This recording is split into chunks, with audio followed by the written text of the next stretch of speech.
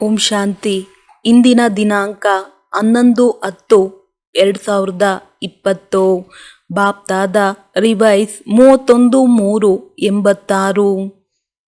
ಸರ್ವಶಕ್ತಿ ಸಂಪನ್ನರಾಗುವ ಹಾಗೂ ವರದಾನವನ್ನ ಪಡೆದುಕೊಳ್ಳುವ ವರ್ಷ.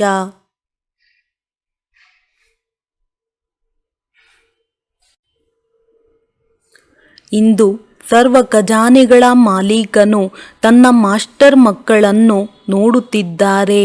ಬಾಲಕನಿಂದ ಮಾಲೀಕರು ಎಲ್ಲಿಯವರೆಗೆ ಆಗಿದ್ದಾರೆ ಎಂಬುದನ್ನು ನೋಡುತ್ತಿದ್ದಾರೆ.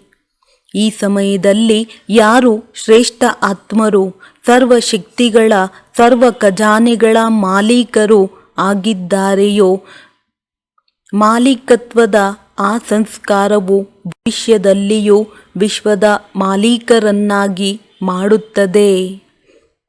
ಅಂದಾಗ ಏನು ನೋಡಿದರು? ಬಾಲಕರಂತೂ ಎಲ್ಲರೂ ಆಗಿದ್ದಾರೆ. ಬಾಬಾ ಮತ್ತು ನಾನು ಎನ್ನುವ ಲಗನ್ ಅವಶ್ಯವಾಗಿಯೇ ಎಲ್ಲ ಮಕ್ಕಳಲ್ಲಿ ಬಹಳ ಚೆನ್ನಾಗಿಯೂ ಇದೆ. ಬಾಲಕನೆನ್ನುವ ನಶೆಯಂತೂ ಎಲ್ಲರಲ್ಲಿಯೂ ಇದೆ. ಆದರೆ ಬಾಲಕನಿಂದ ಮಾಲೀಕ ಅಂದರೆ ತಂದೆಯ ಸಂಪನ್ನರು. ಆ ಸಮಯದಲ್ಲಿ ಬಾಲಕನ ಸ್ಥಿತಿ ಮತ್ತು ಮಾಲೀಕತ್ವದ ಸ್ಥಿತಿಯಲ್ಲಿ ಅಂತರವನ್ನು ನೋಡಿದರು. ಮಾಲೀಕತ್ವ ಅಂದರೆ ಪ್ರತಿ ಹೆಜ್ಜೆಯಲ್ಲಿ ಸ್ವತಃವಾಗಿ ಸ್ವಯಂ ಸಂಪನ್ನ ಸ್ಥಿತಿಯಲ್ಲಿ ಇರುತ್ತಾರೆ ಮತ್ತು ಸರ್ವರ ಬಗ್ಗೆಯೂ ಸಂಪನ್ನ ಸ್ಥಿತಿಯಲ್ಲಿರುತ್ತಾರೆ. ಇಂಥವರಿಗೆ ಮಾಸ್ಟರ್ ಅಂದರೆ ಬಾಲಕನಿಂದ ಮಾಲೀಕನೆಂದು ಹೇಳಲಾಗುತ್ತದೆ. ಮಾಲೀಕತ್ವದ ವಿಶೇಷತೆಯಾಗಿದೆ. ಮಾಲೀಕತ್ವದ ನಶೆಯು ಎಷ್ಟಿದೆಯೋ ಅಷ್ಟೇ ಸದಾ ವಿಶ್ವ ಸೇವಾದಾರಿಯ ಸಂಸ್ಕಾರವು ಇಮರ್ಜ್ ರೂಪದಲ್ಲಿರುತ್ತದೆ. ಮಾಲೀಕತ್ವದ ನಶೆಯು ಎಷ್ಟಿರುತ್ತದೆಯೋ ಅಷ್ಟು ವಿಶ್ವ ಸೇವಾದಾರಿಯ ನಶೆಯು ಸಹ ಜೊತೆಯಲ್ಲಿಯೇ ಇರುತ್ತದೆ. ಎರಡು ಸಮಾನತೆ ಇರುವುದು, ತಂದೆಯ ಸಮಾನ ಮಾಲೀಕನಾಗುವುದು ಎಂದು. ಬಾಪ್ದಾದಾರವರು ಇದರ ಫಲಿತಾಂಶವನ್ನು ನೋಡುತ್ತಿದ್ದರು. ಮಕ್ಕಳು ಬಾಲಕ ಮತ್ತು ಮಾಲೀಕ ಇವೆರಡು ಸ್ವರೂಪದಲ್ಲಿ ಸದಾ ಕಾಲವು ಪ್ರತ್ಯಕ್ಷ ಕರ್ಮದಲ್ಲಿ ಬರುತ್ತಾರೆಯೋ ಅಥವಾ ಕೇವಲ ತಿಳಿದುಕೊಳ್ಳುವವರಷ್ಟೇ ಇದ್ದಾರೆಯೇ ಎನ್ನುವುದನ್ನು ನೋಡುತ್ತಿದ್ದರು. ಆದರೆ ತಿಳುವಳಿಕೆ ಮತ್ತು ಪ್ರತ್ಯಕ್ಷ ಕರ್ಮದಲ್ಲಿ ಅಂತರವಿತ್ತು. ಕೆಲವು ಮಕ್ಕಳು ಈ ಸಮಾನತೆಯಲ್ಲಿ ತಂದೆಯ ಸಮಾನ ಪ್ರತ್ಯಕ್ಷ ಕರ್ಮದ ರೂಪದಲ್ಲಿರುವುದನ್ನು ಬಹಳ ಚೆನ್ನಾಗಿ ನೋಡಿದರು. ಕೆಲವು ಮಕ್ಕಳಂತೂ ಈಗಲೂ ಬಾಲಕನಾಗಿಯೇ ಇದ್ದಾರೆ. ಆದರೆ ಮಾಲೀಕತ್ವದ ಆ ಆತ್ಮಿಕ ನಶೆಯಲ್ಲಿ ತಂದೆಯ ಸಮಾನನಾಗುವ ಶಕ್ತಿಶಾಲಿ ಸ್ಥಿತಿಯಲ್ಲಿ ಕೆಲವೊಮ್ಮೆ ಸ್ಥಿತರಾಗುತ್ತಾರೆ. ಮತ್ತೆ ಕೆಲವೊಮ್ಮೆ ಸ್ಥಿತನಾಗುವ ಪ್ರಯತ್ನದಲ್ಲಿಯೇ ಸಮಯವು ವ್ಯರ್ಥವಾಗುತ್ತದೆ. ಲಕ್ಷ್ಯವಂತೂ ಎಲ್ಲ ಮಕ್ಕಳಲ್ಲಿ ತಂದೆಯ ಸಮಾನ ಆಗಲೇಬೇಕೆಂಬ ಶ್ರೇಷ್ಠ ಲಕ್ಷ್ಯವಿದೆ. ಲಕ್ಷ್ಯವು ಶಕ್ತಿಶಾಲಿಯಾಗಿದೆ. ಈಗ ಆ ಲಕ್ಷ್ಯವನ್ನು ಸಂಕಲ್ಪ, ಮಾತು, ಕರ್ಮ, ಸಂಬಂಧ ಸಂಪರ್ಕದಲ್ಲಿ ಧಾರಣೆ ಮಾಡಿಕೊಳ್ಳಬೇಕಾಗಿದೆ. ಇದರಲ್ಲಿಯೇ ಅಂತರವಾಗಿ ಬಿಡುತ್ತದೆ. ಕೆಲವು ಮಕ್ಕಳು ಸಂಕಲ್ಪದವರೆಗಷ್ಟೇ ತಂದೆಯ ಸಮಾನ ಸ್ಥಿತಿಯಲ್ಲಿ ಸ್ಥಿತರಾಗಿರುತ್ತಾರೆ.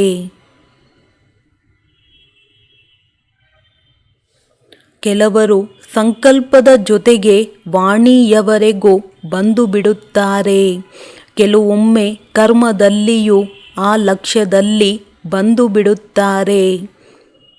ಆದರೆ ಯಾವಾಗ ಸಂಬಂಧ ಸಂಪರ್ಕದಲ್ಲಿ ಬರುತ್ತಾರೆ, ಸೇವೆಯ ಸಂಬಂಧದಲ್ಲಿ ಬರುತ್ತಾರೆ, ಬಲೆ ಅವರು ಪರಿವಾರದ ಸಂಬಂಧದಲ್ಲಿಯೇ ಬರಬಹುದು. ಈ ಸಂಬಂಧ ಸಂಪರ್ಕದಲ್ಲಿ ಬರುವುದರಲ್ಲಿ ಕೆಲವೊಮ್ಮೆ ಪರ್ಸೆಂಟೇಜ್ ಕಡಿಮೆಯಾಗಿ ಬಿಡುತ್ತದೆ. ತಂದೆಯ ಸಮಾನರಾಗುವುದು ಅಂದರೆ ಒಂದೇ ಸಮಯದಲ್ಲಿ ಸಂಕಲ್ಪ, ಮಾತು, ಕರ್ಮ, ಸಂಬಂಧ ಎಲ್ಲದರಲ್ಲಿಯೂ ತಂದೆಯ ಸಮಾನ ಸ್ಥಿತಿಯಲ್ಲಿರುವುದು. ಕೆಲವರು 2ರಲ್ಲಷ್ಟೇ ಇರುತ್ತಾರೆ, ಕೆಲವರು 3ರಲ್ಲಿಯೂ ಇರುತ್ತಾರೆ. ಆದರೆ ಯಾವ 4 ಸ್ಥಿತಿಗಳನ್ನು ತಿಳಿಸಿದೆವೋ ಅದರಲ್ಲಿ ಕೆಲವೊಮ್ಮೆ ಒಂದು ರೀತಿ, ಇನ್ನು ಕೆಲವೊಮ್ಮೆ ಇನ್ನೊಂದು ರೀತಿ ಆಗಿಬಿಡುತ್ತಾರೆ. ಬಾಪ್ ದಾದಾರವರು ಮಕ್ಕಳ ಪ್ರತಿ ಅತಿ ಸ್ನೇಹಿಯೂ ಆಗಿದ್ದಾರೆ. ಸ್ನೇಹದ ಸ್ವರೂಪವು ಕೇವಲ ಅವ್ಯಕ್ತ ರೂಪದಲ್ಲಿ ಸಿಗುವುದಿಲ್ಲ. ಆದರೆ ಸ್ನೇಹ ಸ್ವರೂಪವೆಂದರೆ ಸಮಾನರಾಗುವುದಾಗಿದೆ. ಕೆಲವು ಮಕ್ಕಳು ಈಗೂ ಯೋಚಿಸುತ್ತಾರೆ, ಬಾಪ್ ದಾದಾ ನಿರ್ಮೋಹಿ ಆಗುತ್ತಿದ್ದಾರೆ. ಆದರೆ ಇದು ನಿರ್ಮೋಹಿ ಆಗುವುದಲ್ಲ, ಇದು ವಿಶೇಷ ಸ್ನೇಹ ಸ್ವರೂಪವಾಗಿದೆ. ಬಾಪ್ ದಾದಾರವರು ಮುಂಚಿತವಾಗಿಯೇ ತಿಳಿಸುತ್ತಿದ್ದಾರೆ, ಬಹಳ ಕಾಲದ ಪ್ರಾಪ್ತಿಯ ಲೆಕ್ಕದ ಸಮಯವೀಗ ಬಹಳ ಕಡಿಮೆ ಇದೆ. ಆದ್ದರಿಂದ ಬಾಪ್ ದಾದಾರವರು ಮಕ್ಕಳಿಗೆ ಸಮಯವನ್ನು ಕೊಡುತ್ತಿದ್ದಾರೆ. ಸದಾ ಬಹಳ ಕಾಲಕ್ಕಾಗಿ ವಿಶೇಷ ದೃಢತೆಯ ತಪಸ್ಸಿನ ಮೂಲಕ ಸ್ವಯಂವನ್ನು ಸುಡುವುದು ಅಂದರೆ ಶಕ್ತಿಶಾಲಿ ಮಾಡುವುದಕ್ಕಾಗಿ, ಪರಿಪಕ್ವ ಮಾಡುವುದಕ್ಕಾಗಿಯೇ ವಿಶೇಷ ಸಮಯವನ್ನು ಕೊಡುತ್ತಿದ್ದಾರೆ. ಹಾಗೆ ನೋಡಿದರೆ ಗೋಲ್ಡನ್ ಜೂಬ್ಲಿಯಲ್ಲಿಯೂ ಸಹ ಎಲ್ಲರೂ ಸಂಕಲ್ಪ ಮಾಡಿದ್ದೀರಿ, ಸಮಾನರಾಗುತ್ತೇವೆ, ವಿಘ್ನ ವಿನಾಶಕರು ಆಗುತ್ತೇವೆ, ಸಮಾಧಾನ ಸ್ವರೂಪರು ಆಗುತ್ತೇವೆ ಎಂದು. ಇವೆಲ್ಲ ಪ್ರತಿಜ್ಞೆಗಳು ತಂದೆಯ ಬಳಿ ಚಿತ್ರಗುಪ್ತನ ರೂಪದಲ್ಲಿ ಲೆಕ್ಕ ಪುಸ್ತಕದ ಖಾತೆಯಲ್ಲಿ ನೋಂದಣಿಯಾಗಿಬಿಟ್ಟಿದೆ. ಇಂದು ಕೆಲವು ಮಕ್ಕಳು ದೃಢ ಸಂಕಲ್ಪವನ್ನು ಮಾಡಿದರು. ಸಮರ್ಪಣೆಯಾಗುವುದು ಅಂದರೆ ಸ್ವಯಂವನ್ನು ಸರ್ವ ಪ್ರಾಪ್ತಿಗಳಲ್ಲಿ ಪರಿಪಕ್ವವನ್ನಾಗಿ ಮಾಡಿಕೊಳ್ಳುವುದಾಗಿದೆ. ಸಮರ್ಪಣೆಯ ಅರ್ಥವೇ ಇದಾಗಿದೆ. ಸಂಕಲ್ಪ, ಮಾತು, ಕರ್ಮ ಮತ್ತು ಸಂಬಂಧ ಈ 4ರಲ್ಲಿಯೂ ತಂದೆಯ ಸಮಾನರಾಗುವುದು. ಪತ್ರವನ್ನೇನೋ ಬರೆದುಕೊಟ್ಟಿದ್ದೀರಿ. ಆ ಪತ್ರ ಅಥವಾ ಸಂಕಲ್ಪವು ಸೂಕ್ಷ್ಮವತನದಲ್ಲಿ ಬಾಪ್ ದಾದಾರವರ ಬಳಿ ಸದಾ ರೆಕಾರ್ಡ್ನಲ್ಲಿ ಉಳಿದುಕೊಂಡು ಬಿಟ್ಟಿದೆ. ಪ್ರತಿಯೊಬ್ಬರ ಈ ಸಂಕಲ್ಪವು ಅವಿನಾಶಿಯಾಗಿ ಬಿಟ್ಟಿದೆ. ಎಲ್ಲರ ಫೈಲುಗಳು ಸಹ ಅಲ್ಲಿ ವತನದಲ್ಲಿದೆ. ಈ ವರ್ಷದಲ್ಲಿ ಮಕ್ಕಳು ದೃಢತೆಯ ತಪಸ್ಸಿನಿಂದ ಅಮರ ಅವಿನಾಶಿಯನ್ನಾಗಿ ಮಾಡಿಕೊಳ್ಳುವುದಕ್ಕಾಗಿ ಸ್ವಯಂನಿಂದ ಪದೇ ಪದೇ ದೃಢತೆಯ ಅಭ್ಯಾಸದಿಂದ ಆತ್ಮಿಕ ವಾರ್ತಾಲಾಪ ಮಾಡುವುದಕ್ಕಾಗಿ, ಅದರ ಅನುಭೂತಿ ಮಾಡುವುದಕ್ಕಾಗಿ ಮತ್ತು ಪುನರಾವತಾರ ಸ್ವರೂಪದವರಾಗಿದ್ದು ನಂತರ ಕರ್ಮದಲ್ಲಿ ಬರುವುದಕ್ಕಾಗಿ, ಈ ಸ್ಥಿತಿಯನ್ನು ಸದಾ ಕಾಲಕ್ಕಾಗಿ ಹಾಗೂ ಶಕ್ತಿಶಾಲಿ ಮಾಡುವುದಕ್ಕಾಗಿಯೇ ಬಾಪ್ ದಾದಾರವರು ಸಮಯವನ್ನು ಕೊಡುತ್ತಿದ್ದಾರೆ. ಜೊತೆಗೆ ಈಗ ವರ್ತಮಾನದಲ್ಲಿ ವಿಶೇಷ ರೂಪದಲ್ಲಿ ಶುದ್ಧ ಸಂಕಲ್ಪದ ಶಕ್ತಿಯಿಂದ ಜಮಾದ ಖಾತೆಯನ್ನು ಇನ್ನೂ ಹೆಚ್ಚಿಸಬೇಕಾಗಿದೆ. ಶುದ್ಧ ಸಂಕಲ್ಪದ ಶಕ್ತಿಯ ವಿಶೇಷ ಅನುಭವವನ್ನೀಗ ಅಂತರ್ಮುಖಿಯಾಗಿದ್ದು ಮಾಡುವ ಅವಶ್ಯಕತೆ ಇದೆ. ಶುದ್ಧ ಸಂಕಲ್ಪಗಳ ಶಕ್ತಿಯು ಸಹಜವಾಗಿಯೇ ವ್ಯರ್ಥ ಸಂಕಲ್ಪಗಳನ್ನು ಸಮಾಪ್ತಿ ಮಾಡಿ ಅನ್ಯರ ಬಗ್ಗೆಯೂ ಶುಭ ಭಾವನೆ, ಶುಭ ಕಾಮನೆಯ ಸ್ವರೂಪದಿಂದ ಪರಿವರ್ತನೆ ಮಾಡಬಹುದು. ಈಗ ಶುದ್ಧ ಸಂಕಲ್ಪದ ಶಕ್ತಿಯ ವಿಶೇಷ ಅನುಭವವು ಸಹಜವಾಗಿಯೇ ವ್ಯರ್ಥ ಸಂಕಲ್ಪಗಳನ್ನು ಸಮಾಪ್ತಿಗೊಳಿಸುತ್ತದೆ. ಕೇವಲ ತಮ್ಮ ವ್ಯರ್ಥ ಸಂಕಲ್ಪವನ್ನೇ ಅಲ್ಲ, ಆದರೆ ತಮ್ಮ ಶುದ್ಧ ಸಂಕಲ್ಪದ ಶುಭ ಭಾವನೆ, ಶುಭ ಕಾಮನೆಯ ಸ್ವರೂಪದಿಂದ ಅನ್ಯರನ್ನು ಪರಿವರ್ತನೆ ಮಾಡಬಹುದು.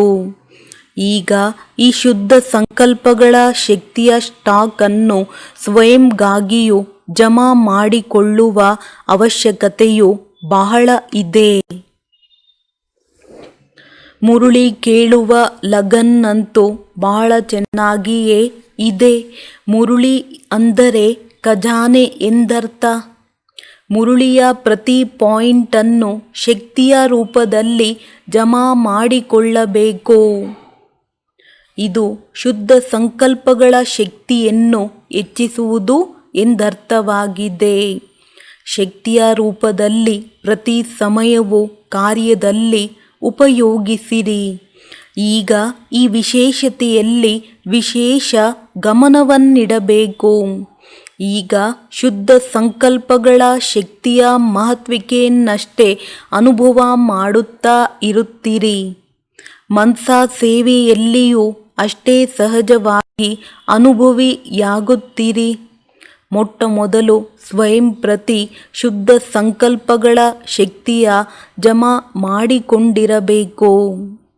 ಮತ್ತೆ ಜೊತೆಗೆ ತಾವೆಲ್ಲರೂ ತಂದೆಯ ಜೊತೆಯಲ್ಲಿ ವಿಶ್ವ ಕಲ್ಯಾಣಕಾರಿ ಆತ್ಮರು, ವಿಶ್ವ ಪರಿವರ್ತಕ ಆತ್ಮರು ಆಗಿದ್ದೀರಿ. ಅಂದ ಮೇಲೆ ವಿಶ್ವದ ಪ್ರತಿಯೂ ಈ ಶುದ್ಧ ಸಂಕಲ್ಪಗಳ ಶಕ್ತಿಯ ಮೂಲಕ ಪರಿವರ್ತನೆ ಮಾಡುವ ಕಾರ್ಯವೀಗ ಬಹಳಷ್ಟು ಉಳಿದುಕೊಂಡಿದೆ. ಹೇಗೆ ವರ್ತಮಾನ ಸಮಯದಲ್ಲಿ ತಮ್ಮೆಲ್ಲರ ಪಾಲನೆಯನ್ನು ಬ್ರಹ್ಮ ತಂದೆಯು ಅವ್ಯಕ್ತ ರೂಪವುಳ್ಳವರಾಗಿದ್ದು ಶುದ್ಧ ಸಂಕಲ್ಪದ ಶಕ್ತಿಯಿಂದ ಮಾಡುತ್ತಿದ್ದಾರೆ. ಸೇವೆಯ ವೃದ್ಧಿಯ ಸಹಯೋಗಿಯಾಗಿದ್ದು ಮುಂದುವರೆಸುತ್ತಿದ್ದಾರೆ. ಈ ವಿಶೇಷ ಸೇವೆಯು ಶುದ್ಧ ಸಂಕಲ್ಪದ ಶಕ್ತಿಯಿಂದಲೇ ನಡೆಯುತ್ತಿದೆ. ಅದಕ್ಕಾಗಿಯೇ ಈಗ ಬ್ರಹ್ಮ ತಂದೆಯ ಸಮಾನರಾಗಿ ತಮ್ಮಲ್ಲಿ ಈ ವಿಶೇಷತೆಯನ್ನು ವೃದ್ಧಿ ಮಾಡಿಕೊಳ್ಳುವ ತಪಸ್ಸಿನ ರೂಪದಲ್ಲಿ ಅಭ್ಯಾಸ ಮಾಡಬೇಕಾಗಿದೆ. ತಪಸ್ಸು ಎಂದರೆ ದೃಢತಾ ಸಂಪನ್ನ ಅಭ್ಯಾಸ ಮಾಡುವುದಾಗಿದೆ. ಸಾಧಾರಣವಾಗಿ ಮಾಡುವುದನ್ನು ತಪಸ್ಸೆಂದು ಹೇಳುವುದಿಲ್ಲ. ಆದ್ದರಿಂದಲೇ ಈಗ ತಪಸ್ಸಿಗಾಗಿ ಸಮಯವನ್ನು ಕೊಡುತ್ತಿದ್ದೇವೆ. ಸಮಯವನ್ನು ಈಗಲೇ ಮಾಡಬೇಕೆಂದು ಏಕೆ ಕೊಡುತ್ತಿದ್ದಾರೆ? ಏಕೆಂದರೆ ಈ ಸಮಯವು ತಮ್ಮ ಬಹಳ ಕಾಲದಲ್ಲಿ ಜಮಾ ಆಗಿಬಿಡುತ್ತದೆ. ಬಾಪ್ ದಾದಾರವರು ಎಲ್ಲರಿಗೂ ಬಹಳ ಕಾಲದ ಪ್ರಾಪ್ತಿಯನ್ನು ಮಾಡಿಸುವುದಕ್ಕಾಗಿ ನಿಮಿತ್ತರಾಗಿದ್ದಾರೆ. ಬಾಪ್ ದಾದಾರವರು ಎಲ್ಲ ಮಕ್ಕಳಿಗೆ ಬಹಳ ಕಾಲದ ರಾಜ್ಯಭಾಗ್ಯದ ಅಧಿಕಾರಿಯನ್ನಾಗಿ ಮಾಡಲು ಬಯಸುತ್ತಾರೆ. ಈಗ ಆ ಬಹಳ ಕಾಲದ ಸಮಯವು ಬಹಳ ಸ್ವಲ್ಪವೇ ಇದೆ. ಆದ್ದರಿಂದ ಈ ಸಮಯದಲ್ಲಿಯೇ ಪ್ರತಿ ಮಾತಿನ ಅಭ್ಯಾಸವನ್ನು ತಪಸ್ಸಿನ ರೂಪದಲ್ಲಿ ಮಾಡುವುದಕ್ಕಾಗಿ ಕೊಡುತ್ತಿದ್ದಾರೆ. ಏಕೆಂದರೆ ಅಂತಹ ಸಮಯವು ಬರುತ್ತದೆ ಯಾವುದರಲ್ಲಿ ತಾವು ಎಲ್ಲರಿಗೂ ದಾತ ಮತ್ತು ವರದಾತ ಆಗಿದ್ದು ಸ್ವಲ್ಪವೇ ಸಮಯದಲ್ಲಿ ಅನೇಕರಿಗೆ ಕೊಡಬೇಕಾಗುತ್ತದೆ. ಅದಕ್ಕಾಗಿ ಸರ್ವ ಖಜಾನೆಗಳ ಜಮಾದ ಖಾತೆಯ ಸಂಪನ್ನರನ್ನಾಗಿ ಮಾಡಿಕೊಳ್ಳುವುದಕ್ಕಾಗಿ ಸಮಯವನ್ನು ಕೊಡುತ್ತಿದ್ದೇವೆ. ಇನ್ನೊಂದು ಮಾತು, ವಿಘ್ನ ವಿನಾಶಕ ಅಥವಾ ಸಮಾಧಾನ ಸ್ವರೂಪರಾಗುತ್ತೇವೆಂಬ ಪ್ರತಿಜ್ಞೆಯನ್ನೇನು ಮಾಡಿದ್ದೀರಿ? ಆ ವಿಘ್ನ ವಿನಾಶಕ ಸ್ವಯಂ ಪ್ರತಿಯೂ ಹಾಗೂ ಸರ್ವರ ಪ್ರತಿಯೂ ಆಗುವ ವಿಶೇಷ ದೃಢ ಸಂಕಲ್ಪ ಮತ್ತು ದೃಢ ಸ್ವರೂಪ ಎರಡೂ ಇರಲಿ. ಕೇವಲ ಸಂಕಲ್ಪವನ್ನು ಮಾಡುವುದಲ್ಲ, ಆದರೆ ಸ್ವರೂಪರೂ ಆಗಬೇಕು. ಆದ್ದರಿಂದ ಬಾಪ್ ದಾದಾರವರು ಈ ವರ್ಷದಲ್ಲಿ ಹೆಚ್ಚಿನ ಸಮಯವನ್ನು ಕೊಡುತ್ತಿದ್ದಾರೆ. ಯಾರೇ ಆಗಲಿ ಈ ವಿಘ್ನ ವಿನಾಶಕನಾಗುವ ವಿಶೇಷ ಭಾಗ್ಯವನ್ನು ತೆಗೆದುಕೊಳ್ಳಬೇಕೆಂದು ಬಯಸುತ್ತೀರೆಂದರೆ ಈ ವರ್ಷದಲ್ಲಿ ತೆಗೆದುಕೊಳ್ಳಬಹುದು. ಈ ವರ್ಷಕ್ಕೆ ವಿಶೇಷ ವರದಾನವಿದೆ. ಆದರೆ ಈ ವರದಾನವನ್ನು ತೆಗೆದುಕೊಳ್ಳುವುದಕ್ಕಾಗಿ ವಿಶೇಷ 2 ಅಟೆನ್ಷನ್ ಕೊಡಬೇಕಾಗುತ್ತದೆ. ಒಂದಂತೂ ಸದಾ ತಂದೆಯ ಸಮಾನ ಕೊಡುವವರಾಗಬೇಕು. ತೆಗೆದುಕೊಳ್ಳುವ ಭಾವನೆಯನ್ನೇ ಇಟ್ಟುಕೊಳ್ಳಬಾರದು. ಸ್ನೇಹವು ಸಿಕ್ಕಿದಾಗ ಸ್ನೇಹಿಯಾಗುವುದು ಅಥವಾ ಗೌರವ ಸಿಕ್ಕಿದಾಗ ಗೌರವ ಕೊಡುವುದಲ್ಲ. ದಾತನ ಮಗುವಾಗಿ ನಾನು ಕೊಡಬೇಕು, ತೆಗೆದುಕೊಳ್ಳುವ ಭಾವನೆಯನ್ನು ಇಟ್ಟುಕೊಳ್ಳಬಾರದು ಎನ್ನುವುದಿರಲಿ. ಒಂದು ಕಡೆ ಶ್ರೇಷ್ಠ ಕರ್ಮವನ್ನು ಮಾಡುತ್ತಾ ಇನ್ನೊಂದು ಕಡೆಯಿಂದ ಸಿಗಬೇಕೆನ್ನುವ ಭಾವನೆಯನ್ನು ಇಟ್ಟುಕೊಳ್ಳಬಾರದು. ಶ್ರೇಷ್ಠ ಕರ್ಮದ ಫಲವು ಶ್ರೇಷ್ಠವಾಗಿಯೇ ಇರುತ್ತದೆ. ಈ ಜ್ಞಾನವು ನಿಮಗೆ ಗೊತ್ತಿದೆ. ಆದರೆ ಮಾಡುವ ಸಮಯದಲ್ಲಿ ಈ ಸಂಕಲ್ಪವನ್ನು ಇಟ್ಟುಕೊಳ್ಳಬಾರದು. ಒಂದಂತೂ ವರದಾನವನ್ನು ತೆಗೆದುಕೊಳ್ಳಲು ಪಾತ್ರರಾಗುವುದಕ್ಕಾಗಿ ಸದಾ ದಾತರಾಗಿದ್ದು ಮಾಡುತ್ತಿರುವುದು, ಮತ್ತೊಂದು ವಿಘ್ನ ವಿನಾಶಕನಾಗುವುದು. ಅದಕ್ಕಾಗಿ ಧೈರ್ಯ ಶಕ್ತಿಯನ್ನು ಸದಾ ವಿಶೇಷ ರೂಪದಲ್ಲಿ ಗಮನದಲ್ಲಿ ಇಟ್ಟುಕೊಳ್ಳಬೇಕು. ಸ್ವಯಂಗಾಗಿಯೂ ಧೈರ್ಯ ಶಕ್ತಿಯ ಅವಶ್ಯಕತೆ ಇದೆ. ಸಾಗರನ ಮಕ್ಕಳಾಗಿದ್ದೀರಿ. ಸಾಗರದ ವಿಶೇಷತೆಯೇ ಆಗಿದೆ ಸಮಾವೇಶ ಮಾಡಿಕೊಳ್ಳುವುದು. ಯಾರಲ್ಲಿ ಸಮಾವೇಶ ಮಾಡಿಕೊಳ್ಳುವ ಶಕ್ತಿ ಇರುತ್ತದೆಯೋ ಅವರೇ ಶುಭ ಭಾವನೆ, ಕಲ್ಯಾಣದ ಕಾಮನೆಯನ್ನಿಡಲು ಸಾಧ್ಯ. ಅದಕ್ಕಾಗಿ ದಾತರಾಗಿದ್ದು ಸಮಾವೇಶ ಮಾಡಿಕೊಳ್ಳುವ ಶಕ್ತಿ ಸ್ವರೂಪ ಸಾಗರನಾಗಬೇಕು. ಈ 2 ವಿಶೇಷತೆಗಳನ್ನು ಸದಾ ಕರ್ಮದವರೆಗೂ ಧಾರಣೆಯಲ್ಲಿ ತರಬೇಕಾಗಿದೆ. ಕೆಲವೊಮ್ಮೆ ಕೆಲವು ಮಕ್ಕಳು ಹೇಳುತ್ತಾರೆ, ಇದನ್ನೇ ಮಾಡಬೇಕೆಂಬ ವಿಚಾರವೇನೋ ಇತ್ತು, ಆದರೆ ಮಾಡಬೇಕಾಗಿ ಬದಲಾಗಿ ಬಿಟ್ಟಿತು. ಹಾಗಾದರೆ ಈ ವರ್ಷದಲ್ಲಿ 4 ಮಾತುಗಳಲ್ಲಿ ಒಂದೇ ಸಮಯದಲ್ಲಿ ಸಮಾನತೆಯ ವಿಶೇಷ ಅಭ್ಯಾಸವನ್ನು ಮಾಡಿರಿ. ತಿಳಿಯಿತೇ? ಒಂದು ಮಾತು ಖಜಾನೆಗಳನ್ನು ಜಮಾ ಮಾಡಿಕೊಳ್ಳುವ ಹಾಗೂ ದಾತನಾಗಿ ಕೊಡುವ ಸಂಸ್ಕಾರವು ಸ್ವಾಭಾವಿಕವಾಗಿಯೇ ಧಾರಣೆಯಾಗಿ ಬಿಡಬೇಕು.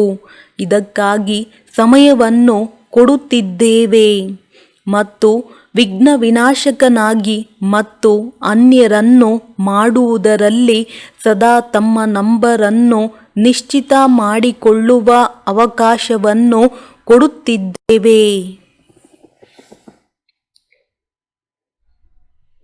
ಏನೇ ಆಗಲಿ ಸ್ವಯಂ ತಾವು ತಪಸ್ಸು ಮಾಡಿರಿ ಮತ್ತು ಯಾರದೇ ವಿಘ್ನವನ್ನು ಸಮಾಪ್ತಿ ಮಾಡುವುದರಲ್ಲಿ ಸಹಯೋಗಿಯಾಗಿರಿ. ತಾವೆಷ್ಟಾದರೂ ಬಾಗಬೇಕಾಗುತ್ತದೆ. ಆದರೆ ಹೀಗೆ ಬಾಗುವುದು ಸದಾ ಕಾಲಕ್ಕಾಗಿ ಉಯ್ಯಾಲೆಯಲ್ಲಿ ತೂಗುವುದಾಗಿದೆ. ಹೇಗೆ ಶ್ರೀಕೃಷ್ಣನನ್ನು ಎಷ್ಟು ಪ್ರೀತಿಯಿಂದ ತೂಗುತ್ತಿರುತ್ತಾರೆ, ಹಾಗೆಯೇ ಈಗ ತಂದೆಯು ತಾವು ಮಕ್ಕಳನ್ನು ತನ್ನ ಮಡಿಲಿನ ಉಯ್ಯಾಲೆಯಲ್ಲಿ ತೂಗುತ್ತಾರೆ ಮತ್ತು ಭವಿಷ್ಯದಲ್ಲಿಯೂ ರತ್ನಗಳಿಂದ ಕೂಡಿದ ಉಯ್ಯಾಲೆಯಲ್ಲಿ ತೂಗುತ್ತಾರೆ ಮತ್ತು ಭಕ್ತಿಯಲ್ಲಿ ಪೂಜ್ಯರಾಗಿ ಉಯ್ಯಾಲೆಯಲ್ಲಿ ತೂಗುತ್ತಾರೆ. ಹಾಗಾದರೆ ಬಾಗುವುದು, ಸಹನೆ ಮಾಡುವುದು ಮಹಾನತೆಯಾಯಿತು.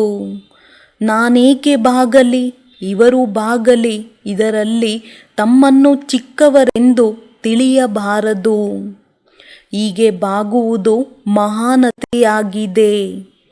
ಹೀಗೆ ಸಾಯುವುದು, ಸಹನೆ ಮಾಡುವುದು ಸಾಯುವುದಲ್ಲ, ಅವಿನಾಶಿ ಪ್ರಾಪ್ತಿಗಳಲ್ಲಿ ಜೀವಿಸುವುದಾಗಿದೆ. ಆದ್ದರಿಂದ ಸದಾ ವಿಘ್ನ ವಿನಾಶಕರು ಆಗಬೇಕು ಮತ್ತು ಅನ್ಯರನ್ನು ಮಾಡಬೇಕಾಗಿದೆ. ಇದರಲ್ಲಿ ಯಾರು ಫಸ್ಟ್ ಡಿವಿಷನ್ನಲ್ಲಿ ಬರಲು ಬಯಸುತ್ತೀರಿ ಅವರು ಬರಬಹುದು. ವಿಶೇಷ ಅವಕಾಶವನ್ನು ತೆಗೆದುಕೊಳ್ಳುವ ಸಮಯದ ಈ ಮಹತ್ವಿಕೆಯನ್ನು ಬಾಪ್ ದಾದಾರವರು ತಿಳಿಸುತ್ತಿದ್ದಾರೆ. ಅಂದಾಗ ಸಮಯದ ಮಹತ್ವಿಕೆಯನ್ನು ಅರಿತುಕೊಂಡು ತಪಸ್ಸು ಮಾಡಿರಿ. ಮೂರನೇ ಮಾತು, ಸಮಯದನುಸಾರ ವಾಯುಮಂಡಲದಲ್ಲಿ ಅಶಾಂತಿ ಮತ್ತು ಏರುಪೇರುಗಳು ಎಷ್ಟು ಹೆಚ್ಚಾಗುತ್ತಾ ಇರುತ್ತದೆಯೋ ಅದರನುಸಾರ ಬುದ್ಧಿಯ ಲೈನ್ ಬಹಳ ಕ್ಲಿಯರ್ ಆಗಿರಬೇಕು. ಏಕೆಂದರೆ ಸಮಯದನುಸಾರ ಟಚಿಂಗ್ ಮತ್ತು ಕ್ಯಾಚಿಂಗ್ ಇವೆರಡು ಶಕ್ತಿಗಳ ಅವಶ್ಯಕತೆ ಇದೆ. ಒಂದಂತೂ ಬಾಪ್ ದಾದಾರವರ ನಿರ್ದೇಶನವನ್ನು ಬುದ್ಧಿಯ ಮೂಲಕ ಕ್ಯಾಚ್ ಮಾಡಲು ಸಾಧ್ಯವಾಗಲಿ. ಒಂದು ವೇಳೆ ಲೈನ್ ಕ್ಲಿಯರ್ ಇಲ್ಲದಿದ್ದರೆ ತಂದೆಯ ನಿರ್ದೇಶನದ ಜೊತೆಗೆ ಮನ್ಮತವು ಸೇರ್ಪಡೆಯಾಗಿ ಬಿಡುತ್ತದೆ. ಸೇರ್ಪಡೆಯಾಗುವ ಕಾರಣ ಸಮಯದಲ್ಲಿ ಮೋಸವನ್ನು ಅನುಭವಿಸಬಹುದು. ಬುದ್ಧಿಯು ಎಷ್ಟು ಸ್ಪಷ್ಟವಾಗಿ ಇರುತ್ತದೆಯೋ ಅಷ್ಟೇ ತಂದೆಯ ನಿರ್ದೇಶನವನ್ನು ಸ್ಪಷ್ಟವಾಗಿ ಕ್ಯಾಚ್ ಮಾಡಬಲ್ಲಿರಿ. ಮತ್ತು ಬುದ್ಧಿಯ ಲೈನ್ ಎಷ್ಟು ಸ್ಪಷ್ಟವಾಗಿರುತ್ತದೆಯೋ ಅಷ್ಟು ಸ್ವಯಂನ ಉನ್ನತಿಯ ಬಗ್ಗೆ ಹಾಗೂ ಸೇವೆಯ ವೃದ್ಧಿಯ ಬಗ್ಗೆ ಹಾಗೂ ಸರ್ವಾತ್ಮರ ದಾತ ಆಗಿದ್ದು ಕೊಡಬೇಕಾಗಿರುವ ಶಕ್ತಿಗಳೆಲ್ಲವೂ ಸಹಜವಾಗಿಯೇ ವೃದ್ಧಿಯಾಗುತ್ತದೆ ಮತ್ತು ಟಚಿಂಗ್ ಆಗುತ್ತದೆ. ಈ ಸಮಯದಲ್ಲಿ ಈ ಆತ್ಮನ ಪ್ರತಿ ಕೊಡಬೇಕು. ಯಥಾರ್ಥ ಸಹಜ ಸೇವೆಯ ಸಾಧನ ಅಥವಾ ಸ್ವ ಉನ್ನತಿಯ ಸಾಧನವು ಇದೇ ಆಗಿದೆ. ಅಂದಾಗ ವರ್ತಮಾನ ಸಮಯದಲ್ಲಿ ಇವೆರಡೂ ಶಕ್ತಿಗಳ ಅವಶ್ಯಕತೆಯು ಬಹಳ ಇದೆ. ಇದನ್ನು ಹೆಚ್ಚಿಸಿಕೊಳ್ಳಲು ಎಕನಾಮಿ ಉಳ್ಳವರು ಒಬ್ಬ ತಂದೆಯ ನೆನಪು ಮತ್ತು ಅವರ ಸೇವೆಗಾಗಿ ಉಳಿತಾಯ ಆಗಬೇಕಾಗಿದೆ. ಅಂದರೆ ಒಬ್ಬ ತಂದೆಯ ಹೊರತು ಮತ್ಯಾರೂ ಇಲ್ಲ.